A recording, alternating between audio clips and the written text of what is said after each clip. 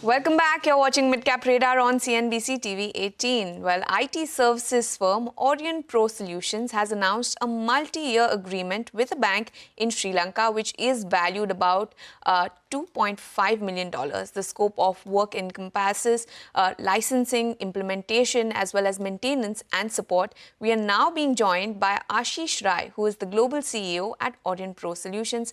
Well, good afternoon to you, Mr. Rai. This is Vamakshi joining in. I'd first like to get some numbers out of the way. So it's a $2.5 million deal, and it is a multi-year deal. So what is the kind of revenue run rate that you expect from this going forward annually, and what is the margin profile that you're targeting out here?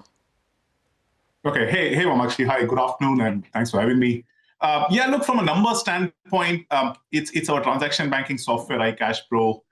The way our sort of revenue model works is typically a lot of that revenue, more than half of it, would come in the first year when we are actually implementing and take the client live, and the rest of it gets spread out over the contract. And typically, most clients would use it beyond the 5-year initial contract term, would use it for 15, 20 years. But initially, over 5 years, you'll realize the revenue bulk of it over the first 12 months. Understood. Ashish, so a couple of questions. Number one, how is the prospect pipeline looking at, especially as far as the rest of Asia is concerned? And also, at the end of Q4, when you joined us, you had hinted at a couple of acquisitions. Anything in the pipeline? Hey, Vivek, hi. Thanks for remembering about the acquisition as well. Look, I think maybe coming to this win, right? I mean, first of all, it's obviously a great win, but I think sort of more important is what that represents for iCashPro, which is our cutting-edge transaction banking platform that's increasingly in a large number of Asian markets. In an increasing number of Asian markets, it's pretty much becoming the platform of choice for the largest banks in that market to adopt it.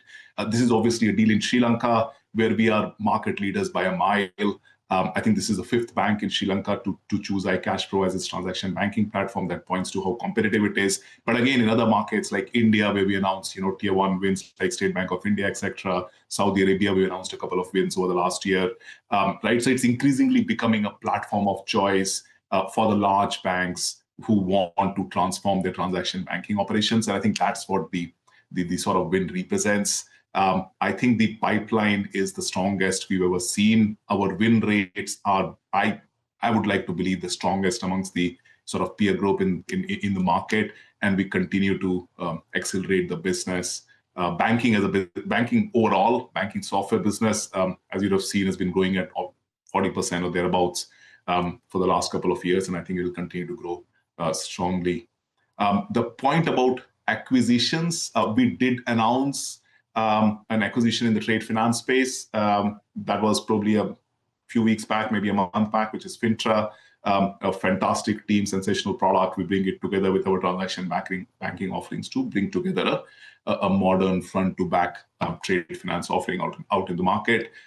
We will continue to do acquisitions where it makes sense for us at the right sort of value, where it helps plug a gap in our strategic blueprint, helps give us access to markets. Over the last, I would say, 6 quarters, we've probably done 5 acquisitions. We'll continue to deploy cash towards it to the extent that it makes strategic sense for us. Well, Ashish, I'd also like to ask you about your geographical mix going forward then, because you are expanding in a big way in the European market as well, Southeast Asia also. You've gotten a good number of deals in the pipeline. So how would your overall geography mix shape up going forward? Yeah, well, actually, good question. So look, Asia by far would remain the strongest sort of part of our operations. Last year, it was almost 90% of our revenues, the rest of it coming mainly from US. Even within Asia, I would say the share of Southeast Asia and Middle East will keep going up. This year, I've said this before, Europe is a huge focus for us. Europe, of course, was not a meaningful part of our revenue last year. It was almost near zero. This year, I expect that to climb up to 7 or 8%. Over the next 6 quarters, we feel Europe should get to a double digit in terms of overall share for us. So I would say broadly, if you said over the next, let's say 4 to 8 quarters, what does the mix look like? Asia continues to be strong, but the share drops from 90% to probably about 80, 82%, and the rest of it coming from Europe and US. I'd also like to ask you about your margin profile in various geographies. What is the kind of differential between the margins in, say, the European region, the US market, as compared to Asia? And as the share of these markets then rise, what happens to your margin? Yeah. So look, Vamakshi, margins in the product business do not materially change depending on geography. So we are probably, I would say, the top 5-7% of the industry in terms of margins. We've always been a bit north of 20% for the last several years, and I think that will continue to be the case. In the products business, really, we do not need to be in the sort of Western markets for margins because it's not, unlike IT services, it's not a labor arbitrage business. It's essentially the profit levels do not differ that much between, let's say, a client in Singapore versus a client in UK or a client in US, because correspondingly the costs also change, right? So for us, the reason we need to be in Europe and US is we have a stated ambition. So we published this vision 2030, 4 years back. We said in each of the spaces we are in, we want to be a top 3 global player. And if you want to be a top 3 global player, you do need to be present in most of the major markets. And that's why we need to be in Europe and US. We don't need to be in Europe and US for growth or for margins. We can continue growing at 30% in Asia forever. But these are important markets. And we want to establish a foothold, and we want to expand. We want to become a relevant, meaningful, impactful partner for banks across the globe.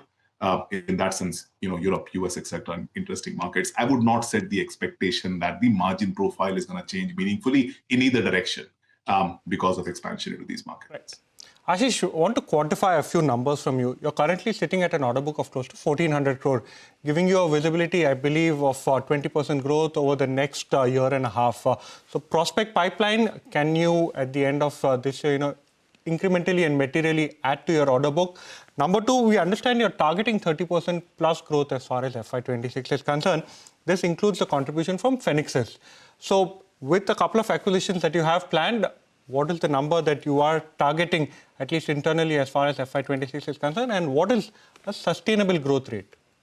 Yeah. So look, sustainable, I would say the question is over what period of time, right? So look, I think we've been growing at, let's say, 34-35% for the last, I would say, 4 or 5 years. We feel we can sustain that growth rate for a fairly long period of time. So I think, so growing faster than that puts a lot of stress on the business. Growing slower than that, I don't think in the short term it would happen because the demand pipeline has been so strong. So I think 30-odd% is where we would like to set the expectations. In the product business, it is somewhat dangerous to try and grow too fast because there is a lot of interconnected parts. We need to build the next generation of products. We need to ship the products out. We are spending almost 10% of our revenues on R&D, which was like 100 crore plus number last year. We are building up delivery capacities in newer markets we are going in. So trying to grow too fast is risky.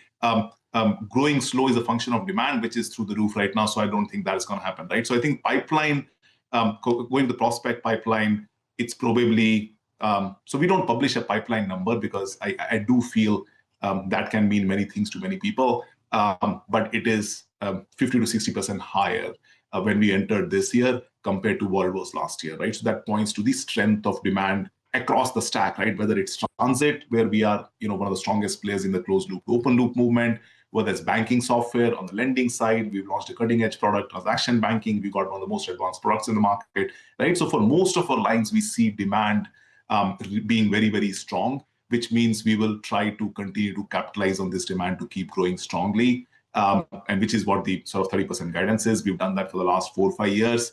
I think we'll keep on doing it till something sort of fundamentally changes in terms of the segments. Prospect pipeline is strong, as I said. Thank you so much for that, Ashish. So the prospect pipeline is very strong. You're expecting to grow at a CAGR of almost 30% going forward. Thank you so much for joining in with CNBC-TV18. But as we slip into a very short break, here is some good news for our viewers. India's business news leader is now only a click away. Introducing CNBC-TV18's all-new app. Get instant access to breaking news, in-depth articles and financial world updates at your fingertips. Download the CNBC-TV18 app now from the Apple Store or Google Play Store, or just scan the QR code on your screen.